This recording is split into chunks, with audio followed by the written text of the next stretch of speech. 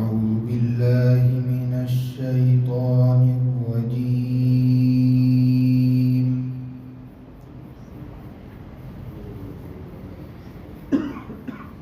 بسم الله الرحمن الرحيم.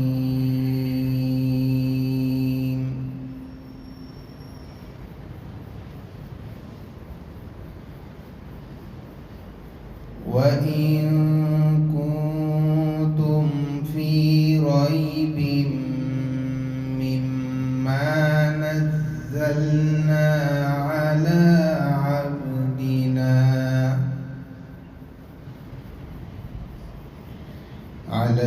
عبدنا فأتوا بسورة من مثله وادعوا شهداءكم من دون الله إن كنتم صادقين.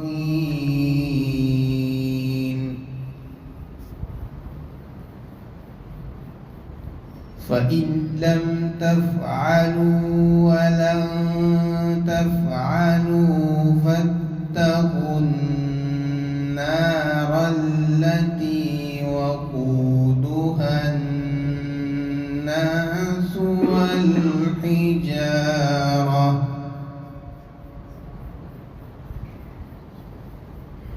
أعدت للكافرين.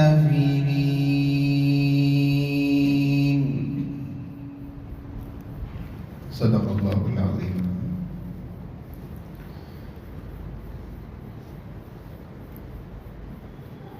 اور اگر تم اس کتاب کے سلسلے میں شک میں ہو جو ہم نے ہمارے بندے پر نازل کیا،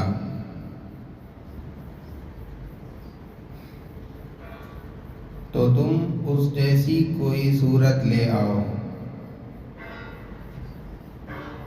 اور اللہ کے علاوہ اپنے شرکاء کو بھی بلا لو اگر تم سچے ہو.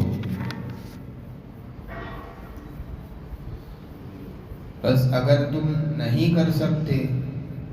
اور یقیناً تم نہیں کر سکو گے تو تم اس آگ سے ڈرو جس کا ایندھن انسان اور پتھر ہیں، جو کافروں کے لیے تیار کی گئی ہے.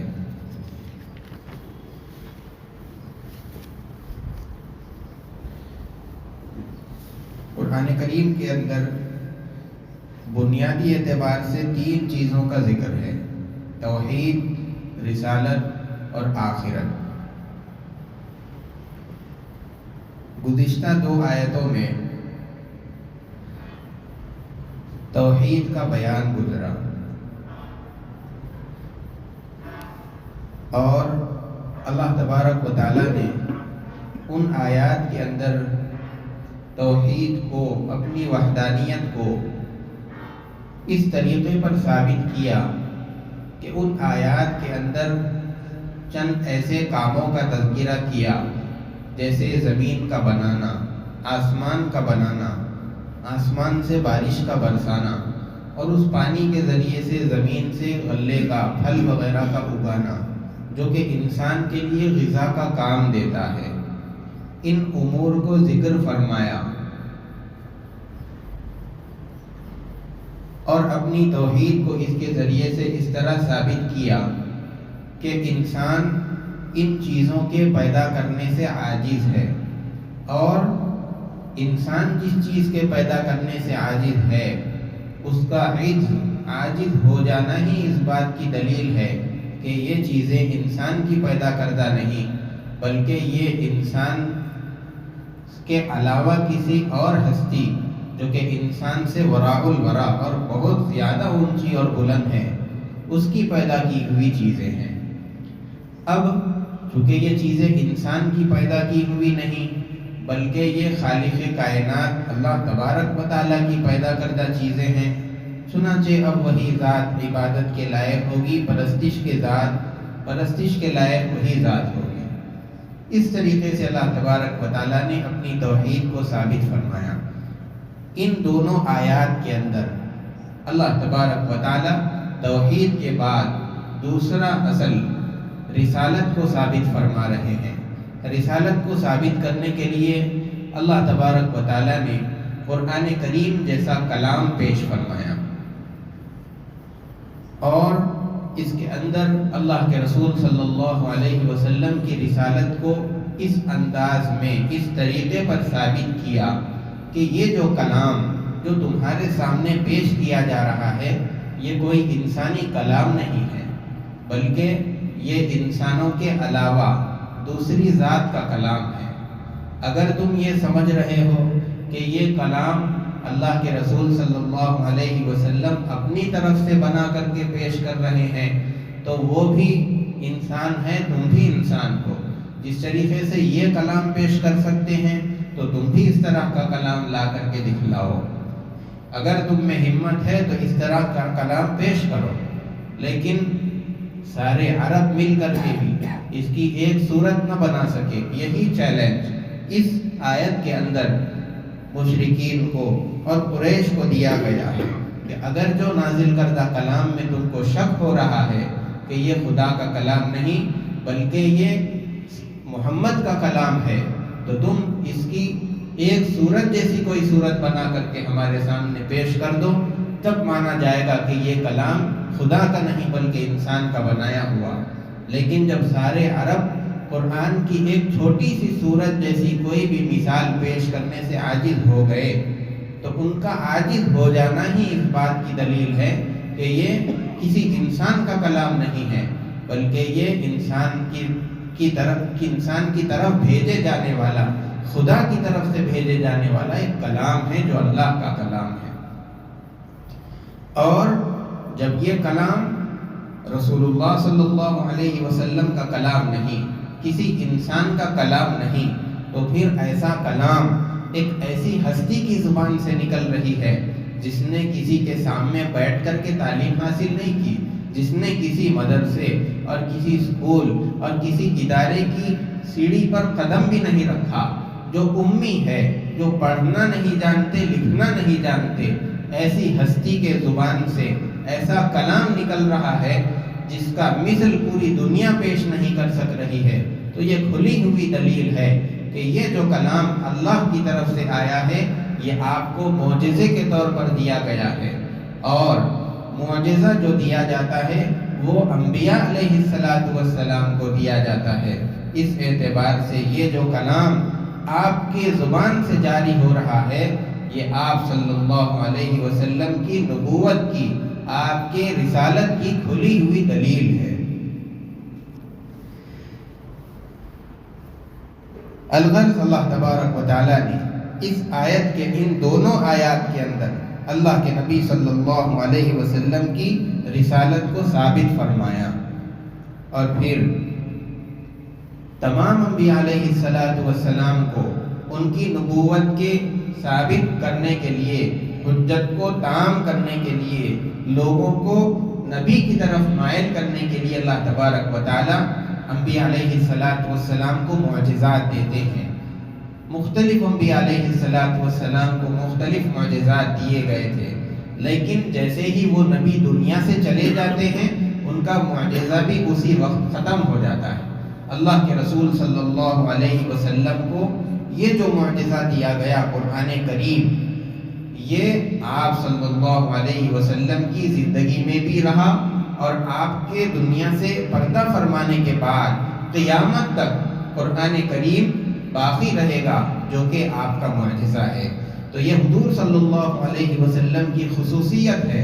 کہ آپ صلی اللہ علیہ وسلم کا معجزہ آپ کے دنیا سے پردہ فرما جانے کے بعد بھی دنیا میں قیامت کے قائم ہونے تک رہے گا، اور یہ اللہ کے رسول صلی اللہ علیہ وسلم کے آخری نبی ہونے کی بھی دلیل ہے کہ جب تک یہ معجزہ باقی رہے گا اس وقت تک حضور صلی اللہ علیہ وسلم کے سچے نبی ہونے کی اس معجزے کے ذریعے سے تصدیق ہوتی رہے گی۔ اسی لیے جلال الدین سیوطی رحمۃ اللہ علیہ نے اپنی کتاب کے اندر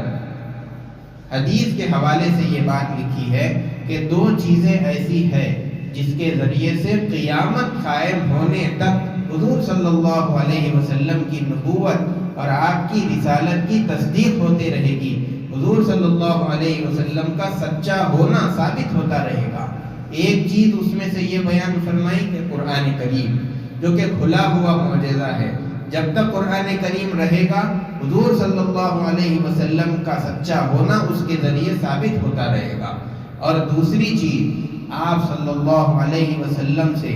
ایک مرتبہ ایک صحابی رضی اللہ تعالیٰ عنہ نے یہ پوچھا، اے اللہ کے نبی، حج کے موقع پر لاکھوں حجاج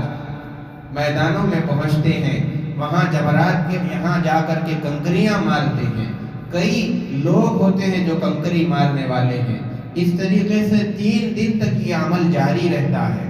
اگر دیکھا جائے تو لاکھوں لوگ ہر 3 دن جو کنکری مار رہے ہیں اور ہر حاجی 7 کنکر مارتا ہے، اس اعتبار سے اگر شمار کرنے لگیں گے تو پھر تھوڑے ہی سالوں کے اندر ایک پہاڑ وہاں پر قائم ہونا چاہیے تھا، لیکن وہاں پر تو پہاڑ کھڑا ہوا نظر نہیں آتا، بلکہ ہم یہ دیکھتے ہیں کہ وہاں پر کنکریاں اٹھانے والے بھی نظر نہیں آتے، تو پھر وہ کنکریاں جاتی کہاں ہیں؟ آپ صلی اللہ علیہ وسلم نے فرمایا کہ ہاں، بات تو سچ ہے کہ اگر وہاں پر کوئی اٹھانے والے نظر نہیں آ رہے ہیں تو پہاڑ ہو جانا چاہیے تھا، لیکن اللہ تبارک و تعالیٰ نے فرشتوں کو مقرر کیا ہے کہ جب حاجی کنکر مارتا ہے اور جس آدمی کا حج قبول ہو جاتا ہے تو اللہ تبارک و تعالیٰ فرشتوں سے کہتے ہیں کہ جس کا حج قبول ہو گیا ان کی کنکریوں کو وہاں سے اٹھا لو۔ تو اس طریقے سے ہر سال ہوتا ہے،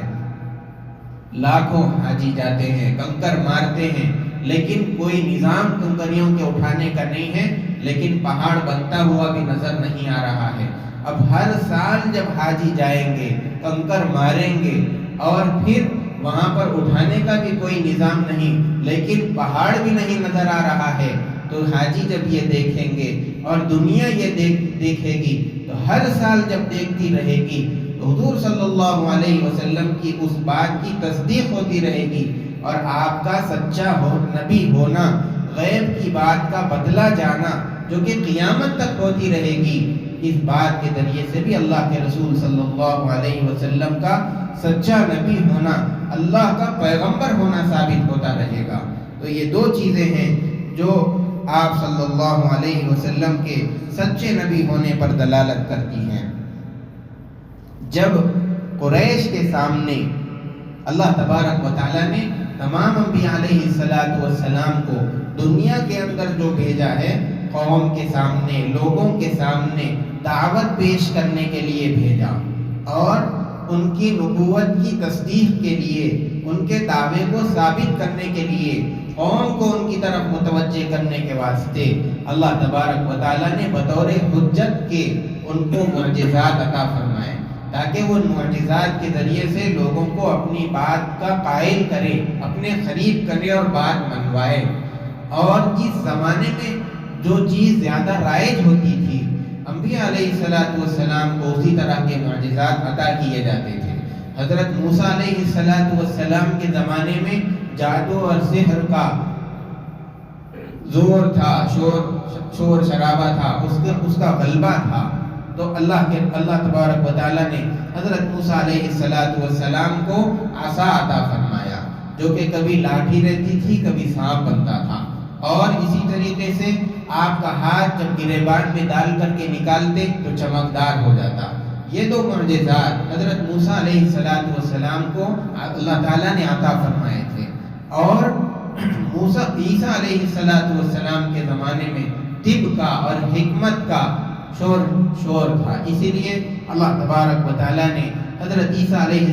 السلام کو جو معجزات عطا کیے کہ جب کوئی اندھا آتا تو اس پر ہاتھ پھیرتے وہ دیکھنے لگتا، کوڑی زدہ ہوتا، کوڑ کے بیماری میں مبتلا ہوتا، اس آدمی کو شفا دے دیتے، اور کوئی مردہ ہوتا تو اللہ کا نام لے کر کہتے کہ کھڑے ہو جا تو وہ مردہ کھڑا ہو جاتا۔ اس طریقے سے اللہ تبارک و تعالیٰ نے حضرت عیسیٰ علیہ السلام کو اس زمانے کے حساب سے معجزات عطا فرمائے تھے۔ تو یہ حضرت موسیٰ علیہ السلام اور حضرت عیسیٰ علیہ السلام کے معجزات تھے. اور پھر دعوت کے لیے ان دونوں حضرات کو کتابیں عطا فرمائی تھی، تورات اور انجیل. اس کے ذریعے سے دعوت دیتے اور اپنے معجزات کے ذریعے سے قوم کو اپنے سے قریب کرتے تھے.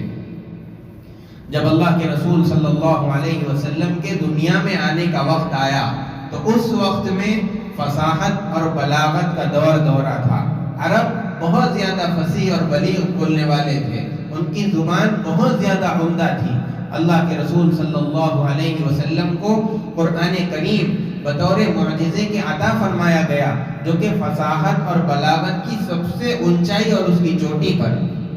اور اس کے اندر جو تعلیمات ہے، یہ قرآن اپنے معنی کے اعتبار سے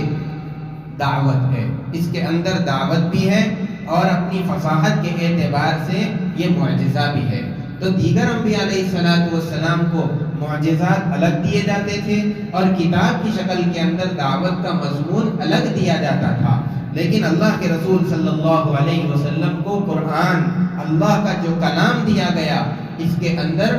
معجزہ بھی ہے اور اسی کے اندر دعوت بھی ہے. گویا کہ حضور صلی اللہ علیہ وسلم کی دعوت اور معجزہ دونوں ایک ساتھ جمع کر کے حضور صلی اللہ علیہ وسلم کو اللہ تبارک و تعالیٰ نے عطا فرمایا. اور جب مشرکین کے سامنے، قریش کے سامنے یہ آیات پڑھ کر کے بتائی گئی کہ اگر تم میرے کلام میں شک کر رہے ہو اور یہ سمجھ رہے ہو کہ یہ کلام انسان کا کلام ہے، محمد کی کہی ہوئی باتیں ہیں، تو تم اسی جیسی کوئی صورت بنا کر کے دکھلاؤ، اس جیسا کلام لا کر کے تو دکھلاؤ. اس زمانے کے اندر سبحان وائل نامی ایک آدمی تھا، وہ بڑا فصیح اور بلیغ، بلکہ ان سب میں زیادہ فصاحت کا امام سمجھا جاتا تھا. اور اس کی زندگی کا یہ عالم تھا کہ جب سے بالغ ہوا اس وقت سے اس نے کوئی جملہ مکرر نہیں کہا تھا. جب کوئی بات کہنی ہوتی، ایک مرتبہ کوئی جملہ کہہ دیا، اب دوسری مرتبہ کبھی زندگی کے اندر اگر وہی بات کہنی ہوتی تو دوسرے جملے کے ذریعے سے اپنی بات کو ادا کرتا تھا. لیکن ایک مرتبہ کہا ہوا جملہ دوسری مرتبہ اپنی زبان پر نہیں لاتا تھا. ایسا فصیح اور بلیغ اور ایسا ماہر آدمی بھی جب اس کے سامنے یہ چیلنج رکھا گیا تو وہ بھی قرآن کا مثل پیش کرنے سے عاجز ہو گیا. اور پھر عرب کے جو فصیح اور بلیغ جو شعراء تھے، جو زبان بڑی اچھی بولنے والے تھے، وہ لوگ سب عاجز ہو گئے اور خاموش نہیں بیٹھے، بلکہ انہوں نے اپنی خاص مجلسوں کے اندر اس کا اقرار بھی کیا اور اس کا اعتراف بھی کیا کرتے تھے. چنانچہ جب اللہ کے رسول صلی اللہ علیہ وسلم اور قرآن کریم کا تذکرہ مکہ مکرمہ سے باہر حجاز کے اندر پہنچا اور حج کا زمانہ قریب آ رہا تھا، قریش نے یہ سوچا، ان کو یہ خدشہ ہوا کہ جب حاجی مکہ مکرمہ آئیں گے اور محمد کے بارے میں پوچھیں گے تو ہم کو ڈر یہ ہے کہ وہ ان کے کلام کو سن کر ان سے متاثر ہوں گے اور پھر مسلمان ہو جائیں گے. اس لیے انہوں نے ایک مجلس بلائی، ایک میٹنگ بلائی اور سب بڑے بڑے سرداروں کو اس کے اندر جمع کر لیا. اور انہوں نے کہا کہ جب لوگ آئیں گے تو ہم کسی ایک بات پر اتفاق کر کے سب ایک ہی بات لوگوں سے کہیں گے. کہیں ایسا نہ ہو کہ کوئی کچھ کہہ رہا ہے، کوئی کچھ کہہ رہا ہے. اس طریقے سے اگر ہم بات کریں گے تو ہمارا جھوٹا ہونا لوگوں کو معلوم ہو جائے گا. اب لوگ جب جمع ہو گئے، ایک بہت بڑا آدمی اس کے اندر تھا جو فصاحت کے اعتبار سے ان سب میں نمایاں تھا. لوگوں نے اس سے کہا کہ اس طرح کا واقعہ ہے، ہم کو کیا کرنا چاہیے. اس آدمی نے کہا کہ تم ہی بتاؤ کہ کیا کہہ سکتے ہو. لوگوں نے بتایا کہ ہم ان کو کہہ دیں گے، لوگوں سے کہیں گے کہ یہ آدمی مجنون ہے اور اس کی باتیں مجنون کی بڑھ ہے، اس کو مت سنو. اس آدمی نے کہا کہ یہ تم مت کہنا، اس لیے کہ جب لوگ جائیں گے ان کے کلام کو سنیں گے اور پھر ان کی باتوں کو سمجھیں گے تو ان سے قریب ہوں گے اور اس کے ذریعے سے تمہارا جھوٹا ہونا ان کے سامنے معلوم ہو جائے گا اور پھر تمہاری ان کی نگاہوں کے اندر کوئی عزت نہیں رہے گی. دوسری رائے لوگوں نے یہ پیش کی تو پھر ان کو شاعر کہہ دینا چاہیے. اس نے پھر کہا کہ یہ بھی مت کہنا، اس لیے کہ جب وہ لوگ شعر شاعری کو جاننے والے ہیں جب وہ ان کے یہاں جائیں گے، ان کا کلام سنیں گے تو ان کو پتہ چل جائے گا کہ یہ شعر شاعری بھی نہیں ہے، یہ تو کوئی دوسرا ہی کلام ہے۔ اس کے ذریعے سے پھر تمہارا ہی جھوٹا ہونا ان کو معلوم ہوگا، تم ہی ان کے سامنے جھوٹے بنیں گے، یہ بھی مت کہو۔ پھر تیسری بات انہوں نے یہ کہی کہ تم ان کو کاہن کہہ دینا، لیکن اس کے لیے بھی انہوں نے منع کر دیا اور کہا کہ اگر تم کاہن کہیں گے تو وہ ان کی بات سنیں گے، اور کاہنوں کی جو بات ہوتی ہے ان کے کلام سے بالکل الگ ہوتی ہے، یہ کہانت بھی نہیں ہے۔ اگر تم کاہن کہیں گے تو لوگ جا کر کے جب کلام سنیں گے تب بھی تمہارا جھوٹ ہونا ثابت ہوگا، تو ہر صورت کے اندر تم جھوٹے سمجھے جاؤ گے۔ اسی لیے اب لوگوں نے انہی سے پوچھا کہ آپ بھی بتا دیجئے کیا کہنا چاہیے۔ انہوں نے بڑے سوچنے کے بعد یہ کہا کہ تم جا کر کے کہہ دینا کہ یہ ساحر ہے، یہ باپ بیٹے کے درمیان دشمنی کراتے ہیں اور شوہر اور بیوی کے درمیان میں لڑائی لگاتے ہیں، بھائی کو بھائی سے جدا کر دیتے ہیں۔ اس طرح کی بات جب انہوں نے کہی کہ سب متفق ہو گئے اور مان کر چلے گئے، اور جب لوگ آنے لگے تو انہوں نے ایک ہی بات لوگوں سے کہی، لیکن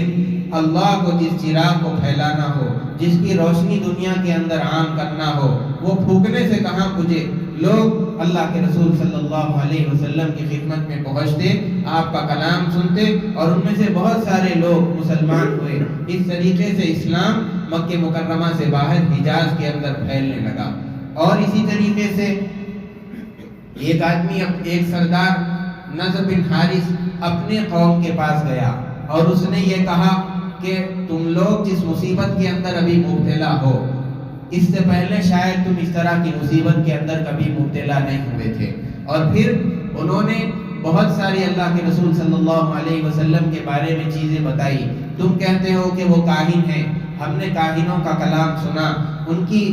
کی جو کہاوت ہوتی ہے ان کے بارے میں دیکھا، اور ان کے اعمال کو دیکھا، ان کے جو عمل ہے، ان کا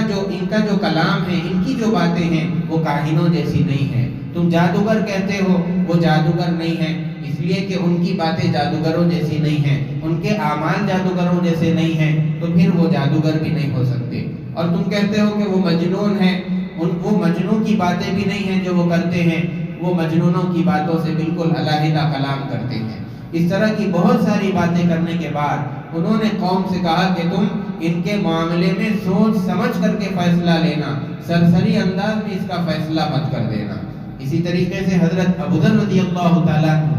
وہ ان کے بھائی ایک مرتبہ مکہ مکرمہ آئے، اور انہوں نے جب اللہ کے رسول صلی اللہ علیہ وسلم کے کلام کو سنا، آپ کی باتوں کو سنا، اور اس کے بعد اپنے علاقے میں جب گئے تو اپنے بھائی حضرت ابوذر سے کہا کہ میں نے وہاں پر ایک آدمی کو دیکھا جس کا تعلق قریش سے ہے، اور وہ نبی ہونے کا دعویٰ کرتے ہیں، اور ان کا کلام اس طرح کا ہے۔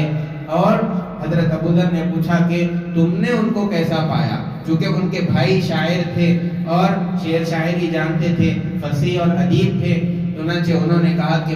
میرے اعتبار سے لوگ تو یہ کہتے ہیں کہ وہ کاہن ہیں، وہ مجنون ہے، وہ شاعر ہے، لیکن میرے اعتبار سے ان کا جو کلام ہے وہ شاعروں جیسا کلام نہیں ہے،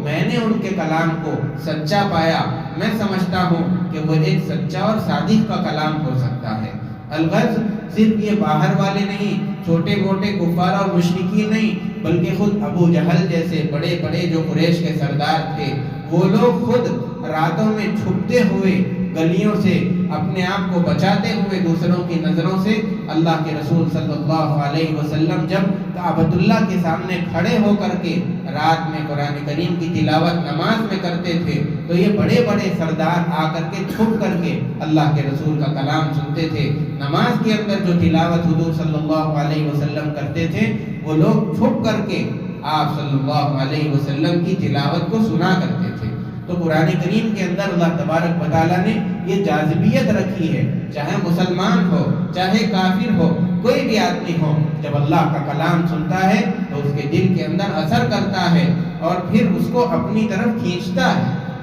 اس طریقے سے صرف ایک دو راتیں سن کر کے نہیں، بلکہ 3-4 راتیں بار بار آ کر کے حضور صلی اللہ علیہ وسلم کا کلام، یہ قریش کے سردار جو مسلمان نہیں بلکہ مسلمانوں کے سخت دشمن تھے، یہ بھی آ کر کے اللہ کا کلام سنتے تھے۔ تو اللہ تبارک و تعالیٰ نے قرآن کریم کے اندر یہ تاثیر رکھی۔ اس کے بعد اللہ تبارک و تعالیٰ نے فرمایا کہ اگر تم نہیں کر سکتے، یعنی قرآن کریم کی جو مثال پیش کرنے کا چیلنج ان کے سامنے دیا گیا تھا، اگر تم وہ نہیں لا سکتے، قرآن کریم کی مثل بنا کر نہیں لا سکتے، اس کی جو صورتیں ہیں، دیکھیے قرآن کریم کے اندر 114 صورتیں ہیں، اس کے اندر بڑی سے بڑی صورت بھی موجود ہے، چھوٹی سے چھوٹی صورتیں بھی ہیں، جیسے کہ بڑی سب سے بڑی صورت سورہ بقرہ آپ کو مل جائے گی، اور چھوٹی صورتوں کے اندر والعصر ہے، انا اعطیناک الکوثر ہے، یہ صورتیں سب سے چھوٹی صورتیں۔ اب اس قرآن کے چیلنج کے اندر کوئی خاص صورت متعین کر کے نہیں کہا گیا کہ یہ صورت کی مثل لاؤ، اس صورت کو بنا کر کے لاؤ، بلکہ عام رکھا گیا، آپ کو جو صورت بنانا ہے بنا کر لاؤ، بڑی چننا ہے چن لو، یا سب سے چھوٹی چننا ہے وہ بھی چن کر کے اس کی مثل بنا کر کے لا لو۔ اب جو سورہ کوثر ہے 3 آیتیں اس کے اندر ہے، اگر اس چیلنج کو اختیار کریں گے، اپنائیں گے، تو اس کے بدلے میں صرف 3 آیتیں آپ کو اس کے مقابل بنا کے لانی ہے، لیکن عرب کو 3 آیتیں بھی اس کے مثل بنانے نہ ہو سکا، حالانکہ وہ فصیح اور بلیغ قوم تھی۔ تو اب آگے فرما دیا فَإِن لَمْ تَفْعَلُوا، اگر تم نہیں کر سکتے، اور درمیان کے اندر یہ بتا دیا وَلَن تَفْعَلُوا، یہ کام تم سے ہونے والا بھی نہیں ہے، اس لیے کہ یہ اللہ کا کلام ہے، اس کے مقابلے میں کوئی آدمی کتنا ہی بڑا فصیح ہو جائے، کتنا ہی بڑا ادیب رہے، عربی کا جاننے والا رہے، عربی دان رہے، لیکن پھر بھی اللہ کے کلام کے مقابلے میں وہ اپنا کلام پیش نہیں کر سکتا۔ اسی لیے قرآن کریم کے اندر یہاں درمیان میں کہہ دیا گیا وَلَن تَفْعَلُوا، نہیں کر سکو گے۔ فَإِن لَمْ تَفْعَلُوا فَاتَّقُوا النَّارَ الَّتِي وَقُودُهَا النَّاسُ وَالْحِجَارَةُ، اگر نہیں کر سکتے تو پھر اس آگ سے ڈرنا شروع کر دو جس کا ایندھن انسان رہیں گے اور پتھر رہیں گے۔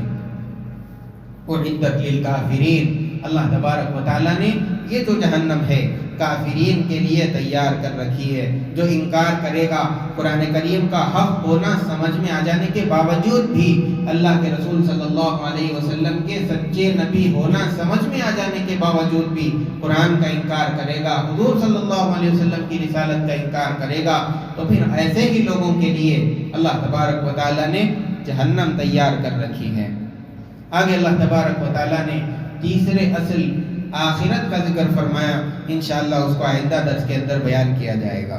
اللہ تبارک و تعالیٰ ہم تمام کو اللہ کے رسول صلی اللہ علیہ وسلم کی تعلیمات پر، قرآن کریم کی تعلیمات پر استقامت کے ساتھ جم کر عمل کرنے کی توفیق عطا فرمائے۔ سبحان ربک رب العزت عما یصفون وسلام علی المرسلین والحمد للہ رب العالمین۔ انشاءاللہ آئندہ درس 12 فروری کو ہوگا۔